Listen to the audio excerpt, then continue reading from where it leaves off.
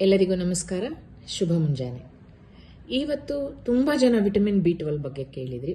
So ಅದಕ್ಕೇನೆ ಇವತ್ತು ಬೆಳಗ್ಗೆ ನಂದು ಬೇರೆ ಕೆಲಸ ಶುರು ಮಾಡೋದಕ್ಕೂ ಮುಂಚೆ ನಿಮಗೆ ಅದರದ್ದು ವಿಡಿಯೋ ಮಾಡಿ ಹಾಕ್ತಾ ಇದ್ದೀನಿ. ವಿಟಮಿನ್ B12 ಬಗ್ಗೆ ನೀವು ಕೆಲವು ಮುಖ್ಯವಾದ ಅಂಶಗಳನ್ನು ನೀವು ತಿಳ್ಕೋಬೇಕು.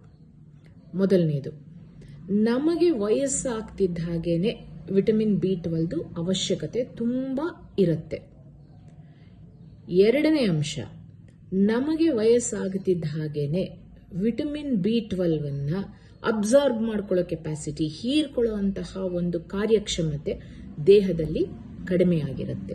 ಇದು ತುಂಬಾ ಕಾಂಟ್ರಡಿಕ್ಟರಿ. ನಮಗೆ ಅವಶ್ಯಕತೆ ಹೆಚ್ಚಾಗಿದೆ, ಆದರೆ ನಮ್ಮ ದೇಹ ವಿಟಮಿನ್ B12 ಹೀರ್ಕೊಳ್ಳೋಕೆ ಸಾಧ್ಯ ಆಗ್ತಾ ಇಲ್ಲ. ಇದು ಎರಡನೇ ಅಂಶ. ಮೂರನೆಯದು, ನಮಗೆ ಸಸ್ಯಾಹಾರಿಗಳಿಗೆ ವಿಟಮಿನ್ B12 ಸಿಗೋದು ತುಂಬಾ ಕಷ್ಟ. ಯಾಕಂದ್ರೆ ಅದು ಸಸ್ಯಗಳಲ್ಲಿ ನಾವು ಯಾವುದೇ ತರಕಾರಿ ತಿನ್ಲಿ, ಹಣ್ಣು ತಿನ್ಲಿ, ಆ B12 ಅನ್ನೋದು ಅದ್ರ ಒಳಗಡೆ ಬೈಂಡ್ ಆಗಿರುತ್ತೆ. ಅಂದ್ರೆ ಅದನ್ನ ಒಂದು ಬೇಕಾದಷ್ಟು ಕೆಲವು ಅದರಲ್ಲಿರೋ ಮಾಲಿಕ್ಯೂಲ್ಗಳು ಅದನ್ನ ಕಟ್ಟಾಕ್ಬಿಟ್ಟಿರುತ್ತೆ.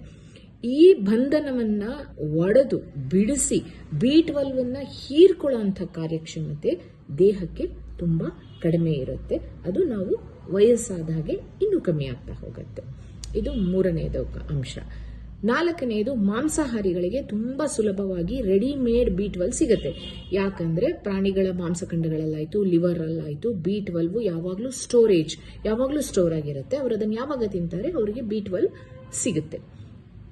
ನಮ್ಮ ದೇಹದಲ್ಲೂ ನೀವು ಯಾವುದೇ ಒಂದು B12 ಸಪ್ಲಿಮೆಂಟ್ ತಗೊಳ್ತೀರಾ, ಒಂದು ಮಾತ್ರೆ ತಗೋತೀರಾ, ಕ್ಯಾಪ್ಸೂಲ್ ತಗೋತೀರಾ, ತಗೊಂಡಾಗ ನಿಮ್ಗೆ ಎಷ್ಟು ಬೇಕೋ ಅಷ್ಟನ್ನ ದೇಹ ಉಪಯೋಗಿಸ್ಕೊಂಡು ಮಿಕ್ಕಿದ್ದು ಹೆಚ್ಚಾಗಿರುವಂತಹ ವಿಟಮಿನ್ B12 ಲಿವರ್ ಅಲ್ಲಿ ಸ್ಟೋರ್ ಆಗಿರುತ್ತೆ. ಅಂದ್ರೆ ಅಲ್ಲಿ ಸಂಗ್ರಹ ಆಗಿರುತ್ತೆ.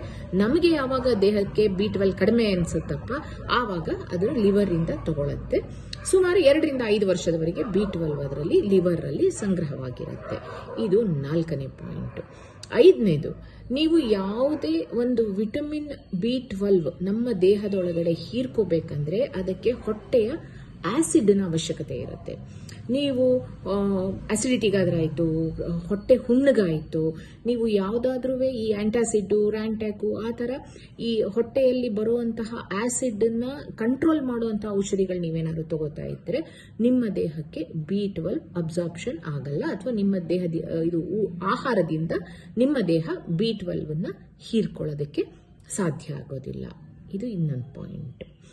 ಇದಿಷ್ಟು ಪಾಯಿಂಟನ್ನ ನಾವು ಪರಿಗಣಿಸಿದಾಗ ಸಸ್ಯಾಹಾರಿಗಳು ಪ್ರತಿದಿನ ತಪ್ಪಿಸದೆ ಒಂದು B ಕಾಂಪ್ಲೆಕ್ಸ್ ಸಪ್ಲಿಮೆಂಟ್ ಯಾವುದಾದ್ರೂ ತಗೊಳ್ಳಿ, ನಿಮ್ಮ ಡಾಕ್ಟರ್ಗಳಿಂದ ಬರೆಸ್ಕೊಳ್ಳಿ.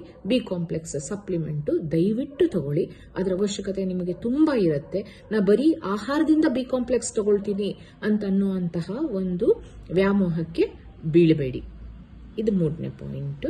ಆಮೇಲೆ ಇನ್ನೊಂದು, ಕೆಲವು ಆಹಾರಗಳಲ್ಲಿ ಬೇಕಿದ್ರೆ ನಿಮಗೆ ನಿಮ್ಮ ಮನಸ್ಸಿನ ಸ್ಯಾಟಿಸ್ಫ್ಯಾಕ್ಷನ್ಗೆ ಆಹಾರ ವಿಟಮಿನ್ B12 ಹೆಚ್ಚಾಗಿರುವಂತಹ ಆಹಾರಗಳು ಯಾವುದಿದೆ ಅಂದ್ರೆ ಹಾಲು, ಮೊಸರು, ಚೀಸು, ಪನೀರು, ಈ ತರ ಹಾಲಿಂದ ಎಲ್ಲ ಪ್ರಾಡಕ್ಟ್ ಅಲ್ಲೂ B12 ಇರುತ್ತೆ. ಅದಲ್ದೇನೆ ಈ ಬ್ರಾಕೋಲಿ, ಪಾಲಕ್ ಸೊಪ್ಪು, ಹಣ್ಣುಗಳು, ಸುಮಾರು ಥರದ್ದು ಹಣ್ಣುಗಳು, ಆಮೇಲಿಂದ ಆಲೂಗೆಡ್ಡೆ, ಮಶ್ರೂಮು, ಇದರಲ್ಲೂ ಎಲ್ಲ B12 ಇರುತ್ತೆ. ಇನ್ನೊಂದು ತುಂಬಾ ಮುಖ್ಯವಾದ, ನಮ್ಮ ಸಸ್ಯಾಹಾರಿಗಳಿಗೆ ಮಹಾರಾಜ ಅಂತಂದ್ರೆ ಹೆಸರು ಕಾಳು ನೀವು ಪ್ರತಿದಿನ ತಗೊಳ್ಳಿ. ಆಯುರ್ವೇದದಲ್ಲಿ ಈ ಕೆಲವು ಆಹಾರಗಳನ್ನ ಪ್ರತಿ ದಿವಸ ಸೇವಿಸುವಂತ ಆಹಾರಗಳು ತಗೋತಾ ಹೇಳ್ತಾರೆ. ತುಪ್ಪ, ನಲ್ಲಿಕಾಯಿ, ಜೇನುತುಪ್ಪ, ಹೆಸರು ಕಾಳು ಇದರಲ್ಲಿ ಬರುತ್ತೆ. ಹೆಸರು ಕಾಳು ಮೊಳಕೆ ಕಟ್ಟು ಉಪಯೋಗಿಸಿ, ಹೆಸರು ಕಾಳಿಂದು ನೀವು ತೊವೆ ಮಾಡಿ ಉಪಯೋಗಿಸಿ, ಪೊಂಗಲ್ ಮಾಡಿ ಉಪಯೋಗಿಸಿ, ಪ್ರತಿದಿನ ಹೆಸರು ಕಾಳು ಉಪಯೋಗಿಸಿ. ಹೆಸರು ಕಾಳಿಂದ ನಿಮಗೆ ಪ್ರೋಟೀನ್ ಸಿಗುತ್ತೆ, ವಿಟಮಿನ್ಗಳು ಸಿಗುತ್ತೆ. ಪ್ರತಿಯೊಂದು ನಿಮ್ಮ ದೇಹಕ್ಕೆ ಬೇಕಾದಂತ ಮುಕ್ಕಾಲ್ವಾಸಿ ನರಿಶ್ಮೆಂಟು ಹೆಸರು ಕಾಳಿಗೆ ಸಿಗುತ್ತೆ. ಅದಕ್ಕೆ ನಾನು ಪ್ರತಿಯೊಬ್ಬ ನನ್ನ ಪೇಷಂಟ್ಗೂ ಹೇಳ್ತೀನಿ, ತಪ್ಪಿಸ್ದಾನೆ ಹೆಸರು ಕಾಳು ತಿನ್ನಿ. ನಿಮಗೆ ವಾತ ಬರೋದಿಲ್ಲ, ಅದರಿಂದ ಸಂಧಿಗಳಲ್ಲಿ ಕೀಲುಗಳಲ್ಲಿ ನೋವು ಬರೋದಿಲ್ಲ. ಅಯ್ಯೋ ನನಗೆ ಕೀಲು ನೋವು ಬರ್ತಿದೆ, ಬೇಳೆ ತಿನ್ಬೇಡ ಅಂತ ಹೇಳಿದ್ರೆ ಹೆಸರು ಕಾಳು ಬಿಟ್ಬಿಡಬೇಡಿ. ದಯವಿಟ್ಟು ಹೆಸರು ಕಾಳು ತಿನ್ನಿ, ಹೆಸರು ಬೇಳೆ ತಿನ್ನಿ. ಅದಕ್ಕೆ ನಾನು ಹೇಳೋದು, ಹೆಸರು ಕಾಳು, ಹೆಸರು ಬೇಳೆ ನಮ್ಮ ಸಸ್ಯಾಹಾರಿಗಳಿಗೆ ಮಹಾರಾಜ ಚಕ್ರವರ್ತಿ ತರ. ಅವನನ್ನ ಪ್ರತಿ ದಿವಸ ನೀವು ಸೇವಿಸ್ತಾನೆ ಇರಬೇಕು. ಇದು B12 ಬಗ್ಗೆ ಇವತ್ತಿನ ನನ್ನ ವಿಡಿಯೋ. ಎಲ್ರಿಗೂ ಧನ್ಯವಾದ. ನಿಮ್ಮ ದಿವಸ ಇವತ್ತು ತುಂಬಾ ಚೆನ್ನಾಗಿ ಖುಷಿಯಾಗಿ ಇರಲಿ. ನಮಸ್ತೆ.